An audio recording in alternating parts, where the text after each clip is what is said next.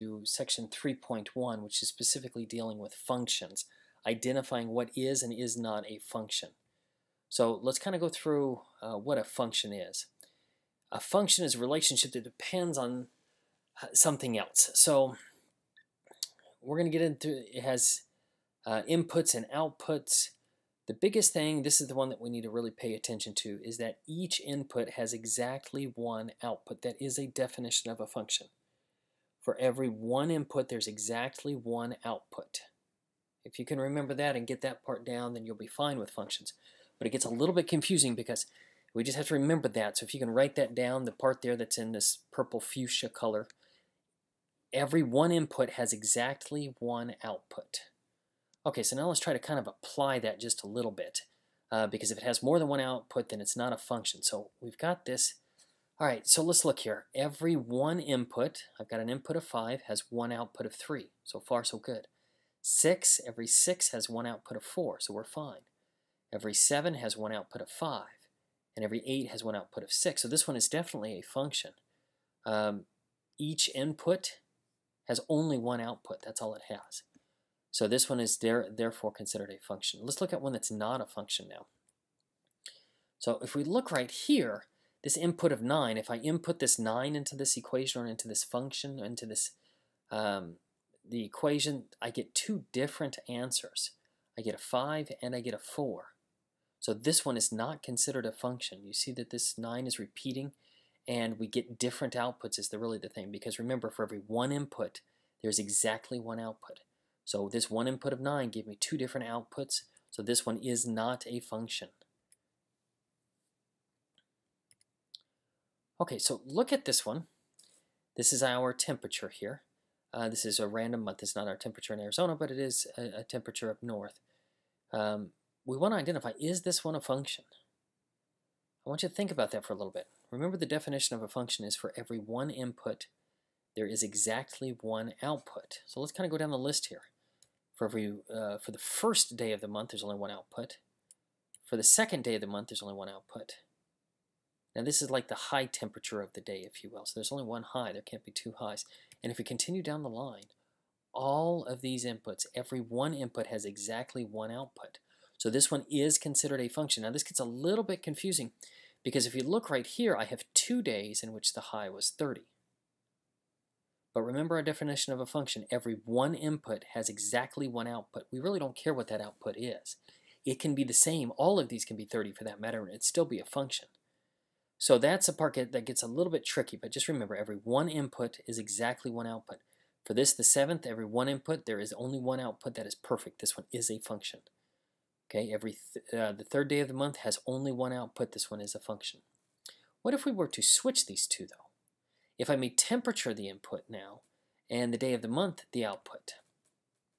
So let's look at this. Well, the temperature of 25 had an output of 1 in this case, so that one we're okay on.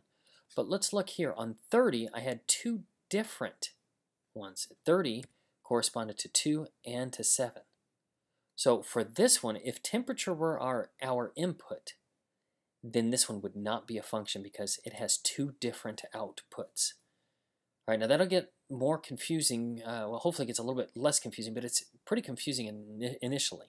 So as we go throughout, hopefully it gets a little bit less confusing. The more you practice this, the better it will become. But remember that every one input has exactly one output. If you can do that, then you'll be fine. All right, so I'm going to give you a table here. I want you to tell me if this one represents a function. So here is our table. Don't even worry about pushing pause. Just look at that one, and you can identify whether this one is a function. Every one input, every single input here has exactly one output.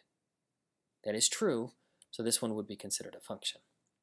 Another thing that we want to review here is that the output is referred to as a range. These are our y values, if you will, if you're used to that. The input is referred to as the domain. Okay, so the x values are the domain. The output, the y values, are considered the range. All right, let's look at another one here. Here's another table. And again, we're going back to the question, does this one represent a function? So we have to go down there and look. Remember, the definition of a function is for every one input, there's exactly one output. If you notice here, the input of 1 has two different outputs. If I input 1 into this equation, I get an output of 3 and 4, two different ones. So this one would not be considered a function. All right, now I can also write these as an ordered pair. This can be 1, 3. This one would be 1, 4, 2, 5, 3, 6. You'll see that written that way quite often as well. So don't let that kind of throw you off. All right, but let's look at this one. Is this one a function? I want you to push pause now. I want you to go through this, determine whether it's a function or not, then come on back and push play.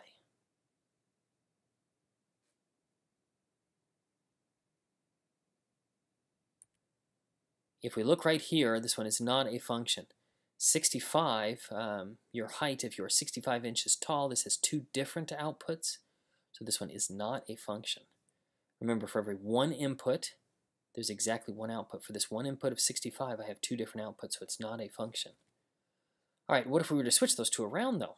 If we made the weight the input and the height in inches the output. Push pause now, determine whether this one is a function, then come on back and push play. Hopefully on this one you identified that 161, the input of 161 gave us two different outputs, so this one is not a function either. Neither one of these two are. Okay, and it doesn't really matter what the input is. If one input gives us two different outputs, it's not a function. Let's look at these two. Now, I went back here, and now I'm listing them as ordered pair. Remember, the input is considered the x value. The output is considered the y value. So the 7 here is our input. That gives me an output of 3. So you want to look through this list here and determine if this one is a function. Same thing for number 2. So go ahead and push pause now after you've obtained your answers. Come on back and push play. Check your answer here. The first one is not a function. The reason why is because our 12, the input of 12 has two different outputs here. This one on number 2 is a function. Now, one thing I forgot to ask you to list is the domain and the range. Remember that domain is always our x values, 7, 12, 22, 4, 12, and 10. Notice how I just list the 12 ones. There's no need to list it twice. It's kind of redundant. The range are all of the y values, all of our output values. So 3, 8, 10, 1, 9, and 11 are all of our outputs. Okay, real life examples of a function would be the amount of homework, the amount of hours you spend on homework versus the grade you get in the class. Typically speaking, the more time you put into homework, the better your grade will be. You yourself. We're not talking about students in general. There are some students who don't do as much homework and might get a better grade, but had they put in more effort on their homework, they themselves would get a better grade. That is a function. Another one is the amount of education that you receive versus the amount of income that you make. And the last one that we'll go through for the moment is car accidents.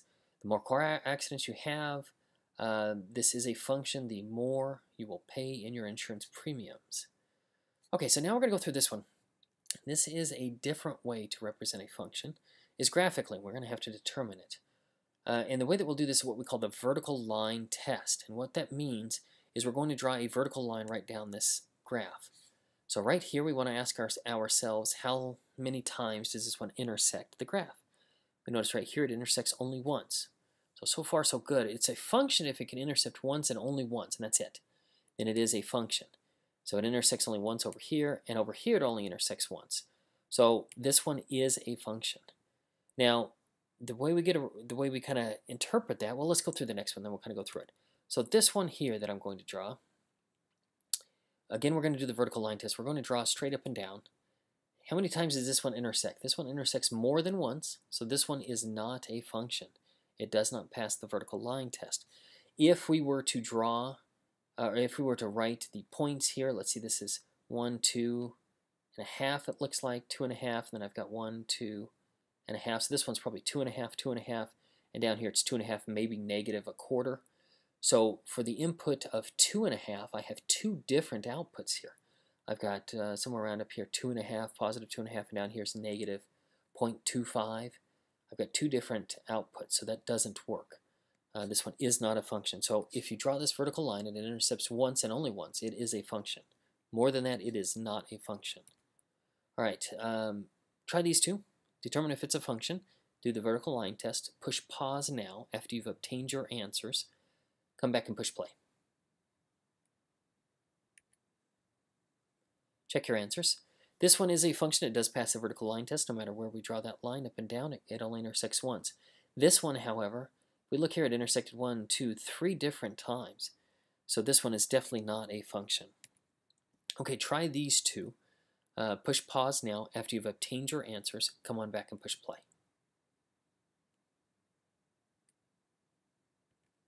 Check your answers here. Number 1 is a function. For every input, we've got a -2, 5, -1, 7. All of these only have one output. The second one, however, if we drew the vertical line, it intersects twice. That one is not a function. Now, performance in class, let's think about this one. Is this one a function? This gets a little bit confusing. Remember, the rule for a function, though, is if every one input has exactly one output, it is a function. So think about this one for a second. Well, let's go through it. This one, every one input has exactly one output. Every 92 corresponds with an A. Every 96 also corresponds with an A. It's okay that these two are the same. Every one input has exactly one output. So that one is a function. This works. Now, if we were to switch these two around, we made that the letter grade as the input and the percentage as the output. Would that work? So we'll go down here, and if you got an A, I have actually two different outputs. I have a 92 and a 96.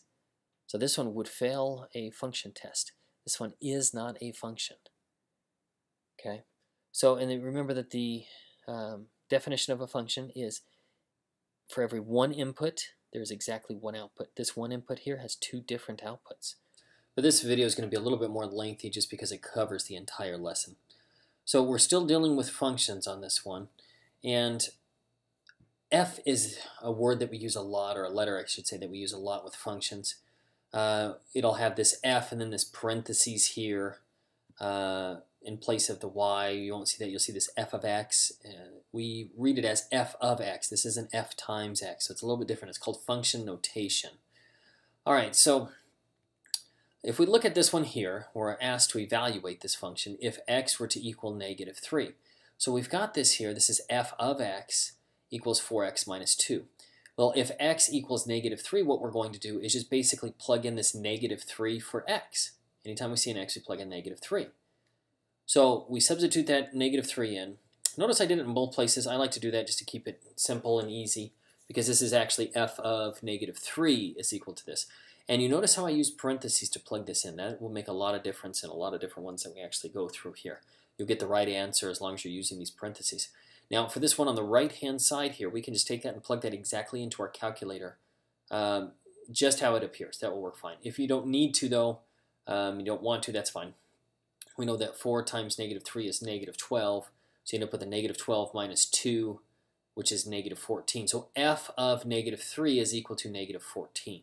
So the answer that we'd input for our homework would just be -14. That would be fine. Well, let's look at another problem here. I'm going to keep this one up just so you can reference it. If this is g of x, so if g of 7 is what we're looking for. So now we're going to plug in this 7 right here for x. All right, so let's bring that in. We'll plug in the 7 for x. Notice my use of parentheses here. If you don't use parentheses here, you're going to try to interpret that yourselves as a -7 squared. Well, instead it should be 7 squared, then we take it and multiply it by the negative. If you plug it into your calculator and you're plugging it in just like this one on the right-hand side, you'll get the right answer. That will work, as long as you're using those parentheses. Well, we know that 7 squared is 49, times a negative would be -49. So we've got -49 plus 6 would give us -43. So g of 7 is -43, so our answer on this one is -43. All right, now I'm going to put some up there. I'm going to have you work through these. Here are 2 of them. I'd like you to do both of these problems right now. Go ahead and push pause on the video. After you've obtained your answer, come on back and push play.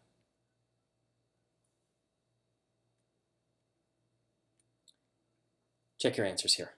You had a -43 on this one here, and over here you had a +1. And all we're basically doing is we're plugging in this case for the second one that we have here, we're plugging in 2 for x, and that's really all we're doing on it. All right, so let's try another one. I want you to try it on these 2. Here is the original equation. This is the function h of x. So now I want you to find h of 4 and h of negative 2. Go ahead and try that now. After you've obtained your answer, come on back and push play.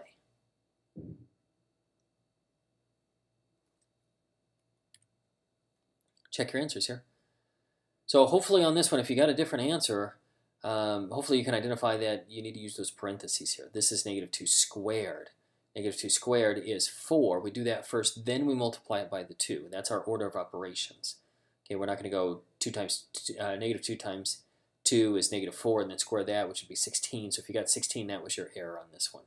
Same thing on this one over here. We have to take the 4 squared first before we multiply that by 2. Those are some common errors that we see. All right, so here is one. We're going to get into a lot more real-life application now. So on this one, the number of hotel projects in the United States starting in the year 2007 all the way to the year 2015 can be modeled by this function. This is the function h of x is equal to this function right here. The important part here, and it always kind of gives you a little key, if you will, x is the number of years after 2007. So in 2007, x is 0. In 2008, x is 1. Let's say if it's in 2010, x is 3. That would be 3 years after 2007. So it says how many new hotel projects will there be in 2013? Well, in 2013, we've got to determine what our x value is going to be. So we look at this one. Well, it represents the number of years after 2007. So 2013 is 6 years after 2007. So x should equal 6. So let's write that down. X would equal 6 in the year 2013. So now what we're going to do, now that we know that x equals 6, we're asked to, this is how many hotel projects will there be? So now we're going to plug this 6 into this function here. And that will tell us how many hotel projects there will be. We're going to plug in 6 for x. So here is our original function here. This is the same one that I have up here. I just rewrote it. Now what we're going to do is plug in the 6 every time we see the x. And I always use the parentheses there. That makes it really easy. I highlighted them in blue just so you could see where I got those. Instead of x, I'm just writing 6. That's it. And I use parentheses here. Now we just have to simplify this. Just plug this one into your calculator, and you obtain your answer. You find out that h of 6 is equal to 164. Now we have to interpret that. Now we have our answer. Our answer is 164. But 164 what? So this is the number of hotel projects in the United States. So that means in the year 2013, because that was our x equals 6, in the year 2013, the number of hotel projects are 164. Using this function here, we can predict how many new hotel projects there will be. Okay, we can also use that using the table button on your calculator. We won't really get into that here,